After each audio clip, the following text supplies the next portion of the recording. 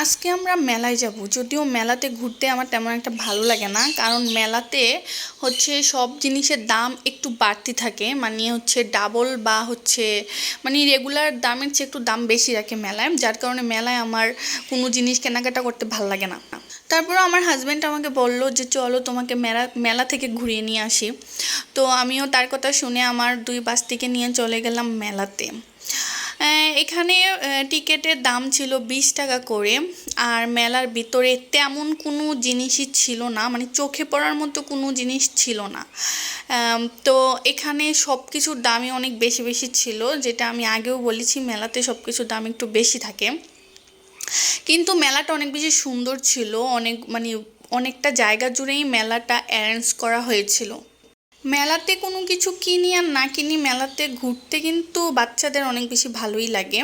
তো আমি ওদেরকে বাসা থেকে বলে নিয়ে আসছি যে দেখো, তোমাদের যদি কোনো জিনিস অনেক বেশি পছন্দ হয় তাহলে ওই জিনিসটা কিনবা, আর না হয় অপ্রয়োজনীয় কোনো জিনিস কেনার দরকার নেই, কারণ মেলাতে সব কিছুর দাম একটু বেশি থাকে।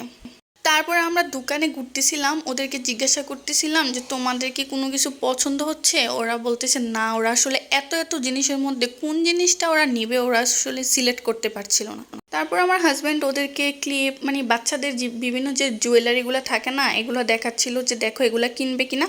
বাট ওরা কোনো কিছুই চুজ করতে পারতেছিল না। তো শেষ পর্যন্ত ওরা রাইডেই চললো। তো রাইডগুলাও দামও বেশি ছিল, যেখানে 30 টাকার রাইড সেখানে ওরা 50 টাকা 60 টাকা রাখতেছিল, 50 টাকার রাইড রাখতেছিল 100 টাকা 80 টাকা। আসলে এটা নিয়ে কমপ্লেন করার কিছু নাই, কারণ ওরা যখন মেলাটা দেয় তাদেরও কিন্তু এক্সট্রা অনেক টাকা পয়সা খরচ হয়, তো ওদের খরচটা তো তুলতে হবে। এই জন্যই ওরা সব কিছুর দাম বাড়িয়ে দেয়। তারপরেও মেলাতে কিন্তু অনেক বেশি সেল হয়, আর অনেক বেশি মানুষ মানে থাকে মেলাতে, ভিড় হয় অনেক বেশি। আমার কাছে মনে হয় মেলা একটা আনন্দ, বিশেষ করে বাচ্চাদের জন্য। ওরা মেলায় যেতে অনেক বেশি পছন্দ করে। তো আমরা এখান থেকে কিছু খাইনি, কারণ এখানে সব কিছুর দাম, বিশেষ করে খাবারের দাম এত বেশি ছিল। 50 টাকার ফুচকা বলতেছিল 100 টাকা, মানে ডাবল। 100 টাকার চিকেন ফ্রাই বলতেছিল 130 টাকা 150 টাকা।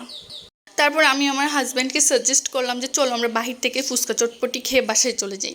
আমরা আবার আরেকদিন ঘুরতে যাব, তখন মজা করে অনেক কিছু খাবো, কারণ তখন অলরেডি অনেক বেশি রাত হয়ে গিয়েছিল। তারপর আমরা ফুচকা চটপটি খেয়ে বাসায় চলে গেলাম। ও হ্যাঁ, যাওয়ার সময় কিন্তু আইসক্রিমও খেয়েছিলাম।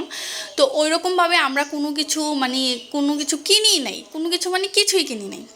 কারণ মেলাতে যদি 500 টাকা দিয়ে আমি 5টা জিনিস কিনি, বাহিরে কিন্তু 500 টাকা দিয়ে আমি 7টা জিনিস কিনতে পারবো। আর যেহেতু বাচ্চারা কিছু পছন্দ করেনি ওখান থেকে, তো কেনার তো প্রশ্নই আসে না। ওরা ঘুরতে পেরেছে, আমি ঘুরতে পেরেছি, এতেই আমরা খুশি। আজকে আমার ব্লগটা এই পর্যন্তই। সবাই ভালো থাকবেন, সুস্থ থাকবেন। টাটা, বাই বাই, আল্লাহ হাফিজ।